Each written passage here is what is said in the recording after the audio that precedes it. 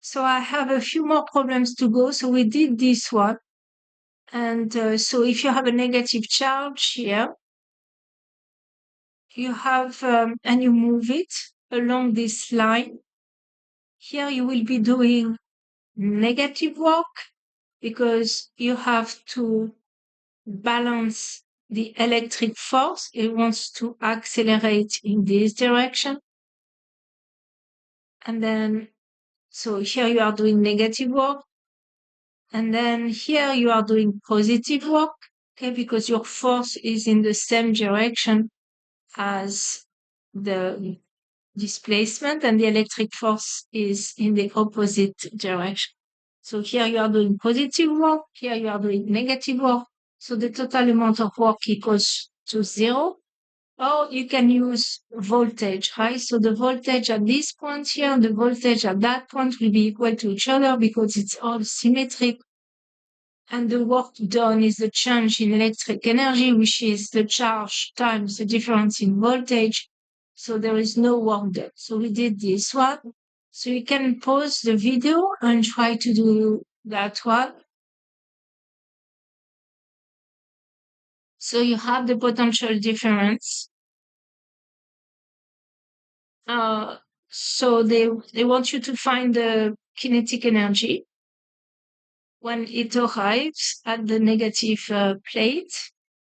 So it's just a conservation of energy. So you have so to begin with, it just has potential energy, and that potential energy is going to turn into kinetic energy.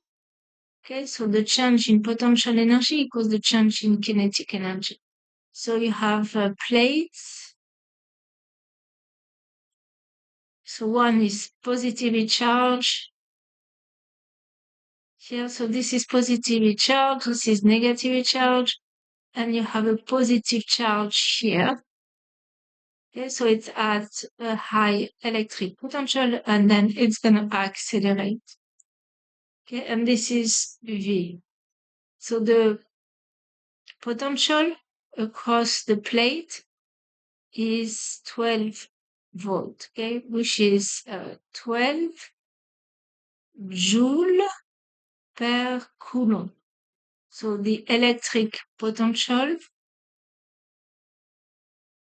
okay, so the change in electric energy between A and B is just going to be the charge, which is 2 times 10 to the negative 6 times 12.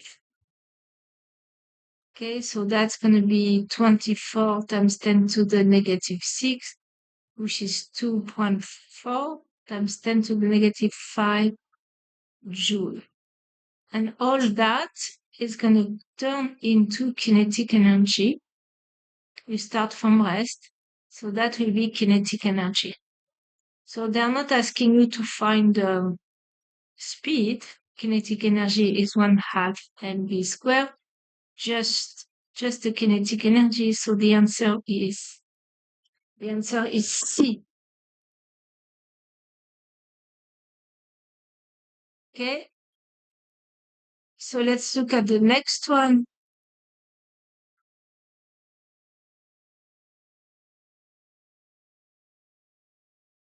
So now you have this situation. Okay, so this is a glue pin, and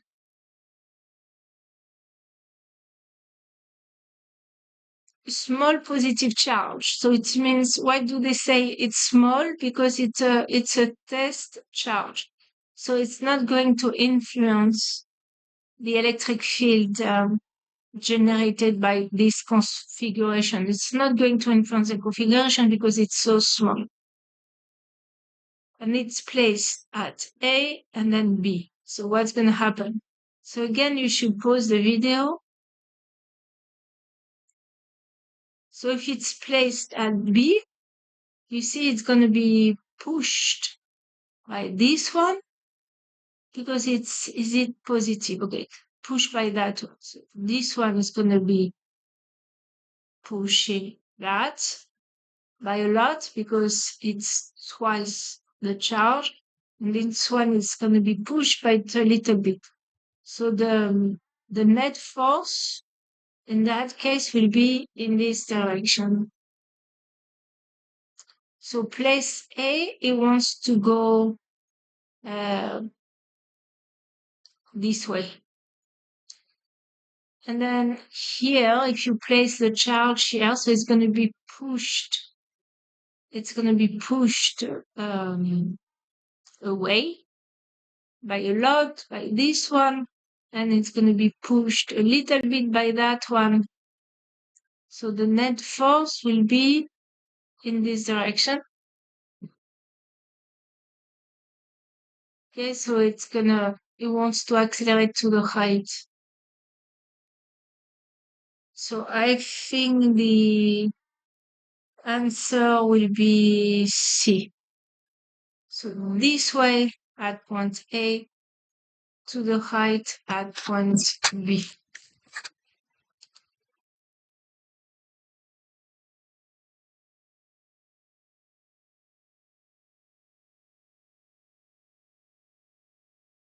Okay, so here they just want to make sure you know how to deal with the ratios. So here you have a charge Q. So it's going to make an electric field. So it's going to make an electric field. So at a given point here, that will be the electric field, 36. So at a distance here, it will be the same distance. That distance R, you're going to have that electric field here. Okay, so the electric field is proportional to the inverse of the distance squared. So that at that location here, that will be 36. That will be at the location R. And then at the location 2R, so 1R and then 2R, so it's going to be, you multiply distance by 2, the electric field will be divided by 4, right? So now it's going to be 9 Newton per Coulomb, so 4 times less. And then 3, so now you go 3 times, so 1R, 2R, 3R. So now it's going to be 36 divided by 9, which is 4. Okay, so you start by 36, and then you divide by 4, which is 9, and then you divide by 9, which is 4. So the answer is 30, so it's going to be B.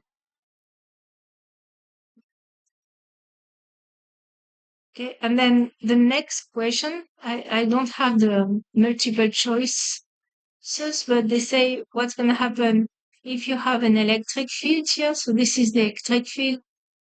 If you have a positive charge here, it's going to go with the flow. And if you have a negative charge, like an electron, it's going to go against the electric field. It's going to accelerate. So F equals QE. But I lost multiple choice and the question actually. Okay. So in that case, you have two charges. Okay. So R and S. So it's spheres and they are charged.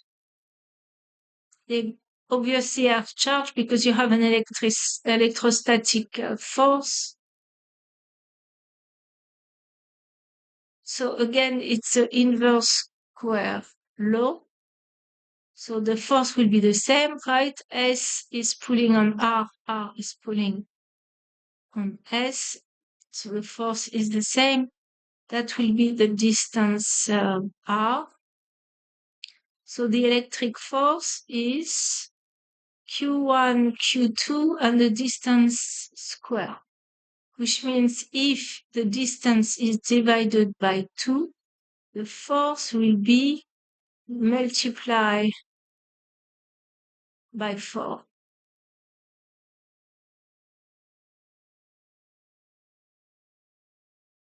Okay, so that was a short video.